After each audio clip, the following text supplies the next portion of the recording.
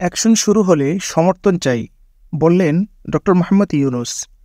অন্তর্বর্তীকালীন সরকারের প্রধান উপদেষ্টা ডক্টর মোহাম্মদ ইউনূস বলেছেন, যারা অপরাধী তাদের বিচার করতেই হবে, তা না হলে আমরা মুক্তি পাব না। তবে যে নিরপরাধ তার উপরে কোনো রকমের অপবাদ লাগিয়ে দিয়ে অত্যাচার চালিয়ে আবার বর্বরতার দিকে যেন আমরা চলে না যাই। যখন অ্যাকশন নেওয়া শুরু হবে তখন সমর্থন চাই। শনিবার 10 আগস্ট বিকালে রংপুর সার্কিট হাউসে সাংবাদিকদের তিনি কথা বলেন। তিনি বলেন, এটা খুব গুরুত্বপূর্ণ সময় পার করছি আমরা যাতে এক হতে পারি।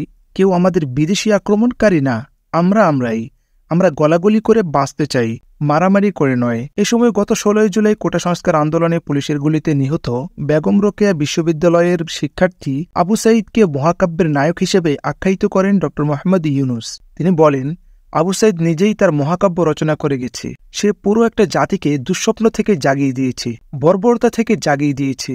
আমরা একটা বর্বর জাতি হয়ে গেছি।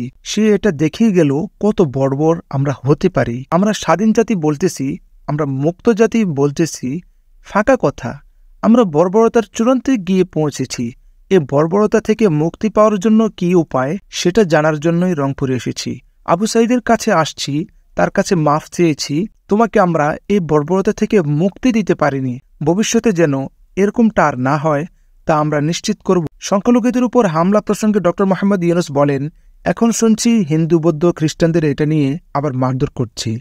একটা মারামারি করলো, আবার এদিকে আরেক মারামারি। এটা যেন না হয়। যেখানে কোনো একটা উসিলা করে এরকম অত্যাচার হবে কারো উপরে, সেটা রুখে দাঁড়াতে হবে। যা হয়ে গেছে সেটা থেকে আমরা মুক্ত হতে চাই, আমাদের পরিষ্কার করে ফেলতে চাই। আমরা পুনর্জন্ম লাভ করতে চাই, গড়াগড়ি করে বাঁচতে চাই না। তিনি বলেন, বাঙালি জাতির সম্ভাবনা অসীম। এই জাতির যে তরুণ সম্প্রদায়, তার যে সৃজনশীলতা, তার যে উদ্যম অন্য জাতির তুলনায় তা অনেক বেশি। এতটুকু জায়গার মধ্যে আমরা 17 কোটি মানুষ থাকি। এই 17 কোটি মানুষকে আমরা আরো বহু উপরে নিয়ে যেতে পারি। শুধু খুনাখুনি এসব বাদ দিতে হবে। বড় কথা হলো, আমরা নিজেদেরকে কি দেখতে চাই, আমাদের স্বপ্নটা কি। আমাদের স্বপ্ন আমরা বাস্তবায়ন করব, এবং আমাদের যে ক্ষমতা, এটা যদি আমরা করি, পৃথিবীর মানুষ এমনিই আমাদের ভালোবাসবে। আমি পৃথিবীর বহু দেশে যাই, কাজে দেখি এর চেয়ে ঘনিষ্ঠ একটা জাতি, পরিবারের মতো একটা জাতি খুব কম দেশে আছে।